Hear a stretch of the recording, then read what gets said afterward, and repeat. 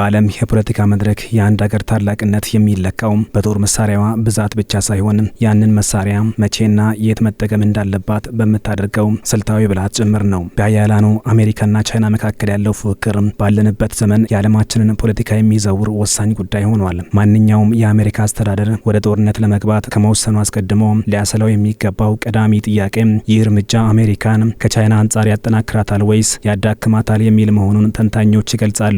በቀዝቃዛው ጦርነት ወቅት ዋሽንግተን ይህን ቀመር በጥብቅ ትከተል ነበር። በኮሪያና በቪየትናም የተደረጉ ጦርነቶች በዋናነት የሶቪየትን ተጽዕኖ ለመግታት ያለሙ ነበሩ። እንደ አውሮፓውያኑ የዘመን ቀመር በ1956 የሲዩዝ ካናል ቀውስ ወቅት አሜሪካ የቅርብ አጋሮቿ እንግሊዝና ፈረንሳይን ከግብጽ እንዲወጡ ያደረገቻቸው የሶቪየት ጣልቃ ገብነትን በመፍራት ነበር። ዛሬ ግን የትራምፕ መንግስት በኢራን ላይ የከፈተው ኦፕሬሽን ኤፒክ ፊውሪ ወይም ታላቁ የቁጣ ዘመቻ ተብሎ የሚጠራው መጠነ ሰፊ ጥቃት ይህንን ዘመን ተሻጋሪ ታሪካዊ ጥበብ የዘነጋ ይመስላል። በቀዝቃዛው ጦርነት ወቅት የሶቪየት ቀይ ጦር በቅርብ ርቀት ሆኖ አጸፋዊ እርምጃ ይወስዳል የሚል ስጋት ስለነበራት ዋሽንግተን ኢራን ላይ ይህን መሰል ግልጽ ጥቃት ለመሰንዘር አልደፈረችም ነበር። ዛሬ ግን ቻይና በመካከለኛው ምስራቅ ያላት ወታደራዊ አቅም እጅግ ውስን፣ የባህር ኃይሏም ትኩረት በምዕራብ ፓሲፊክ በታይዋንና በደቡብ ቻይና ባህር ላይ ብቻ የተገደበ በመሆኑ ዋሽንግተን በክልሉ እንደ ልቧ ለመፈንጨት ነጻነት ተሰምቷታል። ይህ ግን ስትራቴጂካዊ ወጥመድ ሆኗል ይላሉ ተንታኞች። ቻይና በክልሉ ወታደራዊ ኃይል ስለሌላት አሜሪካ ያለምንም ስጋት ወደ ጦርነት እንድትገባ በር ከፍቶላታል። አሜሪካ በኢራን በረሃዎች ውስጥ በቢሊዮን የሚቆጠር ዶላርና ወታደራዊ ሀብቷን ስታፈስ፣ ቻይና ግን ሳትለማና ሳትለፋ ዋነኛ ተቀናቃኟ አቅሟ ሲዳከም በዝምታ ትታዘባለች። ዋሽንግተን በመካከለኛው ምስራቅ ግጭቶች በምትጠመድበት ጊዜ የቻይና ኃይል በገዛ ቤቷ በምስራቅ እስያ እየጎለመሰ ይሄዳል። የአሜሪካ እርምጃ ቻይናን ያለምንም ጦርነት በፓሲፊክ ቀጠና የበላይ እንድትሆን እድል የሰጣት ነው ይላሉ የዘርፉ ምሁራን።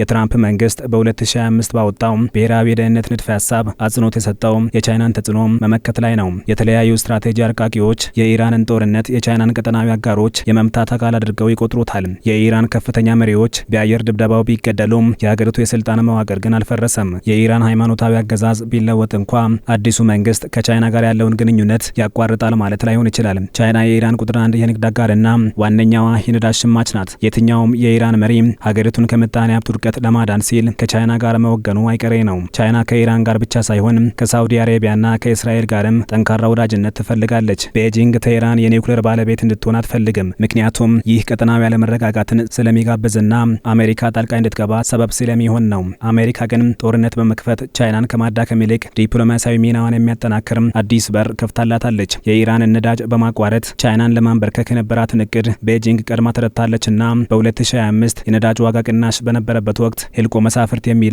የነዳጅ ክምችት ይዛለች። በተጨማሪም ሩሲያና ብራዚልን ጨምሮ ነዳጅ የምትሸምትባቸውን ሀገራት አብዝታለች። ቻይና የነዳጅ አቅርቦቷን ብቻ ሳይሆን በተለይ የታዳሽ ኃይልና የኒውክሌር የኃይል ምንጮቿን በማስፋፋት ለእንዲህ አይነቱ ቀውስ ራሷን አዘጋጅታለች።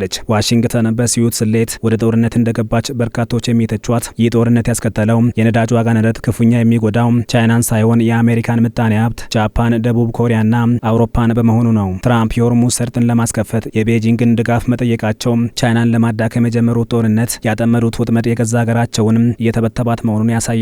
አሜሪካ በኢራን ላይ የምታሳየው በሰው ሰራሽ አስተውሎት ኤአይ የታገዘ ወታደራዊ የበላይነት ቻይናን ያስበራታል የሚል ግምት ነበራቸው። ይሁን እንጂ የዛሬዋ ቻይና የ1991ን የባህረ ሰላጤ ጦርነት አይታ የደነገጠችው የድሮዋ ቻይና አይደለችምና በራሷ ወታደራዊ ቴክኖሎጂ ትታመናለች። በኢራን ሰማይ ላይ ቦምብ ማዝነብና በታይዋን ሰርጥ ከቻይና ዘመናዊ መከላከያ ጋር መጋጠም ለየቅል ናቸው። አሜሪካ በመካከለኛው ምስራቅ በምትደማበት በዚህ ወቅት ቻይና በክልሉ ያላትን የበላይነት እያረጋገጠች ነው። አሜሪካ በሁለት ግንባር ጦርነት የመቅጠም አቅሟ እየተሟጠጠ ሲሄድ፣ ቻይና በታይዋን ላይ ወታደራዊ እርምጃ ለመውሰድ ያላትን እድል እያሰላች እንደሆነ ታዛቢዎች ይገልጻሉ። ዋሽንግተን በሩቅ ጦርነት በደከመች ቁጥር የቻይና የቤት ስራ እየቀነሰ ይመጣል። የዚህ ጦርነት ሌላው መዘዝ በአሜሪካና በአውሮፓ አጋሮቿ በተለይም በኔቶ መካከል የተፈጠረው ቅሬታ ነው። ትራምፕ ጦርነቱ በፈለጉት ፍጥነት አለመሄዱን ሲረዱ የኔቶ አጋሮችን ድጋፍ ጠይቀዋል። አውሮፓውያኑ ግን ይህ የኔቶ ጦርነት አይደለም በማለት ፊታቸውን አዙረዋል። በምላሹ ትራምፕ አጋሮቻቸውን ጥፋት እየሰራችሁ ነው ሲሉ ወረፏቸው። ሀገሪቱ በእርሳቸው የስልጣን ዘመን ለኔቶ ያላትን ቁርጠኝነት አጠያያቂ አድርገውታል። የሁለቱ የዘመናት አጋሮች መቃቃር ለሩሲያና ቻይና ታላቅ ምስራች ነው። በተለይ ቻይና ዓለም አቀፍ ስርዓቱን በአዲስ መልክ ለመቅረጽ ለምታደርገው ጥረት አመቺ ሁኔታን ይፈጥራል ይላሉ ተንታኞች። አሜሪካ አጋሮቿን በገፋች ቁጥር እየጎመራ ወዳለው የቻይና የምጣኔ ሀብት ቅፍ መሄዳቸው አይቀሬ ነው ሲሉም ያክላሉ። ዋናዋ ስጋት ቻይና ሆና ሳለ አሜሪካ በኢራን ጦርነት ሀብቷን ማባከኗ ስልታዊ ወታደራዊ ራስን ማጥፋት ይሆናል። በዋናነትም ቻይና የምትከተለውን ከወታደራዊ ጣልቃ ገብነት የራቀ ዲፕሎማሲያዊ ግንኙነት መፍጠር የሚል ፖሊሲ እንደ ጥሩ አጋጣሚ በመቁጠር የገባችበት የኢራኑ ጦርነት እንዲያገባቡ መውጫው ቀላል አልሆነላትም። ታላላቅ ግዛቶች የሚወድቁት በጠላት ወረራ ብቻ ሳይሆን አቅማቸው የማይፈቅደው ጦርነት ውስጥ በመግባት በምጣኔ ሀብትና በዲፕሎማሲ ሲዝሉ እንደሆነ ታሪክን አጣቅሰው ተንታኞች ይናገራሉ። የቻይና ስትራቴጂ በምስራቅ እስያ ላይ ያተኮረ ሲሆን የአሜሪካ ግን ዓለምን ሁሉ ለመያዝ የሚሞክር ነውና አቅምና ትኩረቷ እየተበታተነ ነው ሲሉም ያክላሉ። እዚህ ጋር ልብ ሊባል የሚገባው ነጥብ ቻይና አሜሪካን የመከላከል አቅም የላትም ከሚለው ይልቅ በዝምታ መመልከትን መርጣለች የሚለው እንደሆነ ታዛቢዎች ይገልጻሉ። ቻይና ሱፐር ፓወር ሆና ሳለ ዓለም አቀፍ ወታደራዊ መዳረሻ የሌላት መሆኑ በዋሽንግተን የትራምፕ መንግስት እንደ ድክመት መታየቱ በራሱ ለቻይና ትልቅ ጋሻ ሆኖላታል። ሀገሪቱ በጦርነት ውስጥ ባለመግባቷ ምክንያት አሜሪካ አጥፊ፣ ቻይና ደግሞ ሰላም ፈላጊና የንግድ አጋር ተደርጋ እንድትወሰድ አድርጓታል። አሜሪካ ለጦርነት ትሪሊዮን ዶላሮችን ስታፈስ የቤጂንግ ባለስልጣናት ያንኑ ያህል ገንዘብ ለቴክኖሎጂና ለህዝባቸው ብልጽግና ያውላሉ።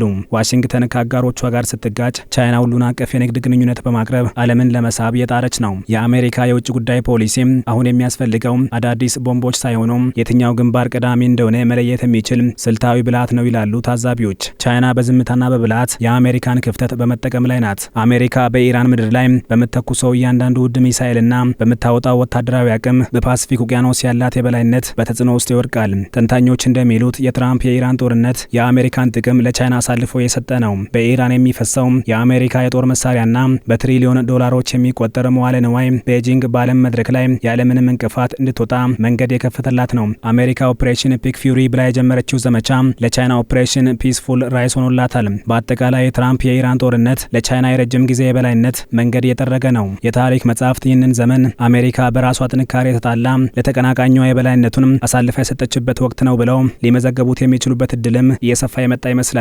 ዋሽንግተን ከዚህ ጥፋቷ ካልታረመች የዓለም የኃይል ሚዛን ለመመለስ በሚያዳግት መልኩ ወደ ምስራቅ ማዘንበሉ አይቀሬ ነው ሲሉም ተንታኞች ግምታቸውን ያስቀምጣሉ። ባሳለፍነው ሳምንት ዶናልድ ትራምፕ በኢራን ላይ የወሰዱት እርምጃ የትኛውንም ምድራዊ ኃይል የማንበርከክ አቅማቸውን እንደሚያሳይ በሰፊው ተናግረዋል። ይሁንና እንደ ዋዛ ተጀምሮ በታቀደው ጊዜ አልቋጭ ያለው ጦርነትና በመላው ዓለም የፈጠረው ምጣኔ ሀብታዊ ጫና ሀገሪቱ ሊገዳደሯት የሚችሉ መሆኗን ከማሳየት ባሻገር የመዳከሟን መንገድ የሚጠርግ እንዳይሆንም ተሰግቷል።